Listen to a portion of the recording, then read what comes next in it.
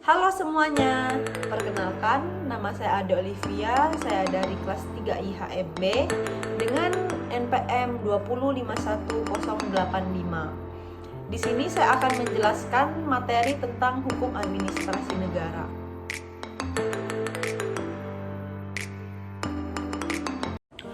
Materi pertama, saya akan menjelaskan tentang perkembangan hukum administrasi negara pada zaman kolonial. Sebelum abad ke-19,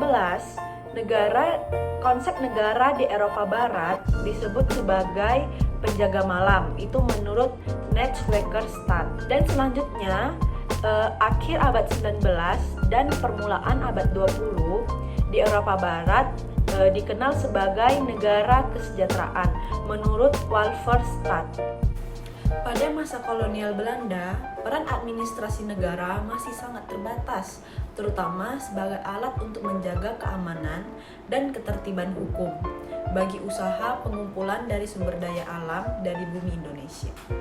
Dan selanjutnya, pada masa pendudukan Jepang, selama 3,5 tahun, hukum administrasi negara di Indonesia mengalami kehancuran. Dan mulai tahun 1920-an, ruang lingkup administrasi negara pemerintahan kolonial mengalami sedikit perubahan karena pengaruh kebijaksanaan etika oleh pemerintahan Belanda. Dan selanjutnya, saya akan menjelaskan tentang perkembangan hukum administrasi negara pada zaman kemerdekaan.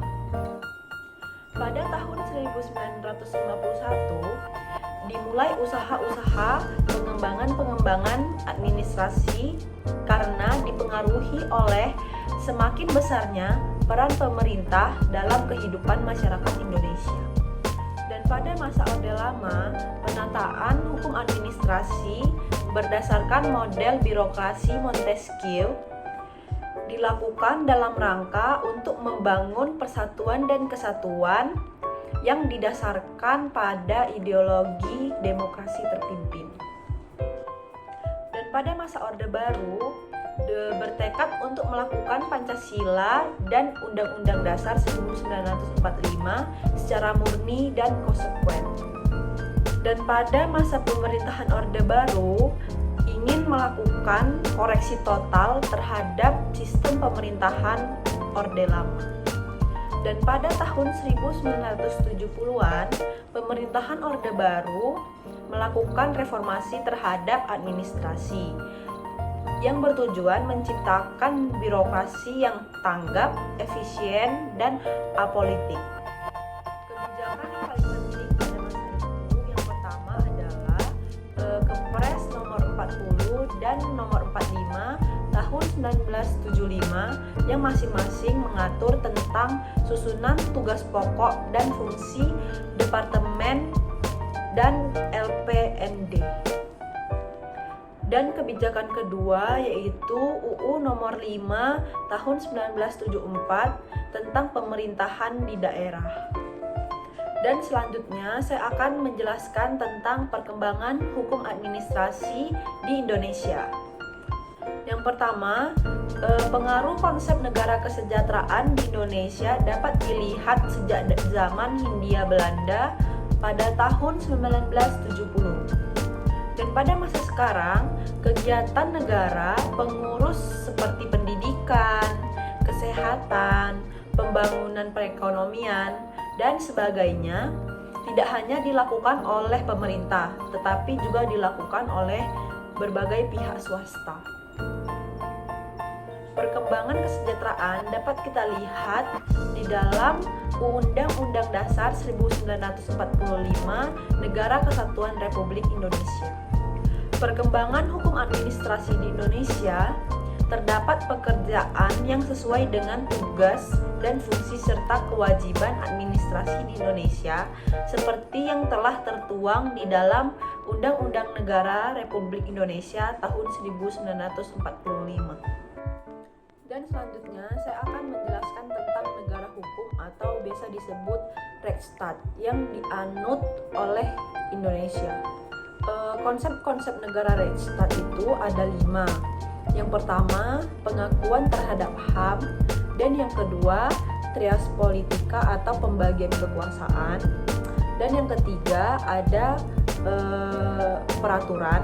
Yang keempat adanya peradilan administrasi. Dan yang kelima adanya kepastian hukum. Negara Reichsstaat ini juga dianut oleh negara-negara seperti Amerika, Inggris, dan Australia. Dan selanjutnya ada konsep negara rule of law. Yang pertama itu ada konsep equality before of law. Dan yang kedua ada konstitusi pada hak-hak asasi manusia. Konsep negara rule of law ini biasa dianut oleh negara Eropa Barat dan masih banyak negara-negara lainnya.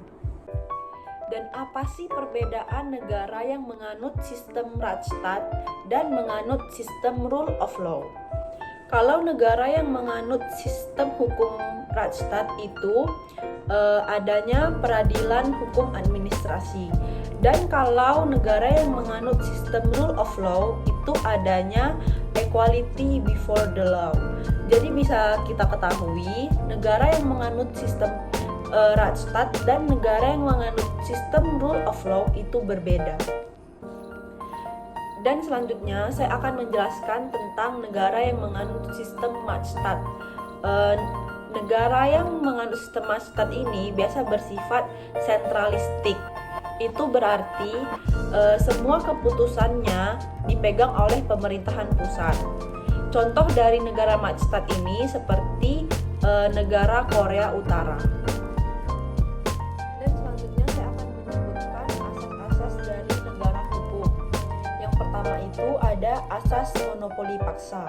Dan yang kedua ada asas persetujuan rakyat. Dan yang terakhir ada asas persetujuan hukum. Dan selanjutnya saya akan menyebutkan sumber hukum dari hukum administrasi negara. Yang pertama ada Pancasila, yang kedua ada Undang-Undang Dasar 1945, yang ketiga ada TAP MPR, yang keempat ada Perpu, yang kelima ada Kepres, dan yang keenam ada Permen dan Kapermen. Yang ketujuh ada jurisprudensi, yang kesembilan ada hukum tidak tertulis, yang kesepuluh ada hukum internasional, yang kesebelas ada reptun, dan yang terakhir ada doktrin. Dan selanjutnya saya akan menjelaskan materi tentang demokrasi. Apa sih yang dimaksud dengan demokrasi itu?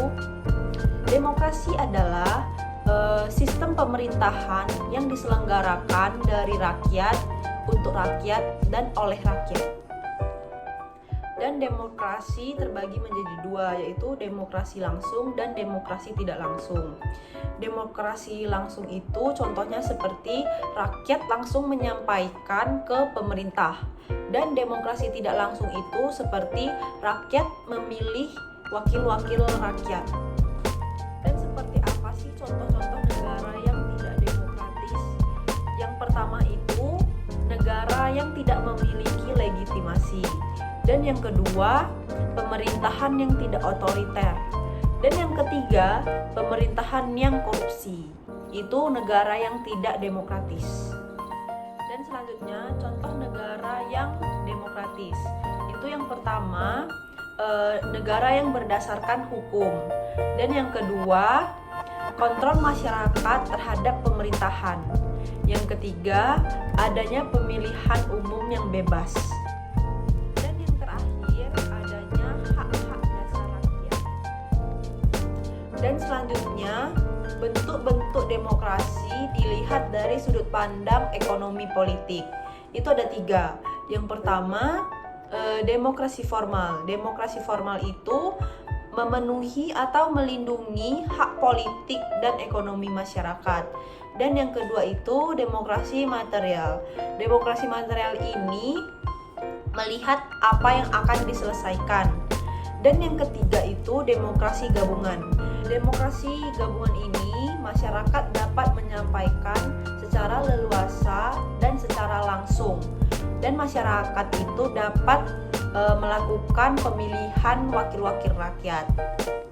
Demokrasi gabungan ini merupakan demokrasi dari gabungan demokrasi langsung dan demokrasi tidak langsung. Selanjutnya saya akan menjelaskan materi tentang sumber hukum. Sumber hukum di Indonesia itu ada dua, yaitu sumber hukum material dan sumber hukum formil. Sumber hukum material itu dilihat dari faktor-faktor yang mempengaruhi isi dari hukum tersebut. Dan sumber hukum formil itu yaitu di mana tempat ditemukan hukum tersebut. Faktor-faktor dari hukum material itu ada 3. Yang pertama ada faktor hipotesis. Itu seperti undang-undang yang lama dapat mempengaruhi undang-undang yang baru.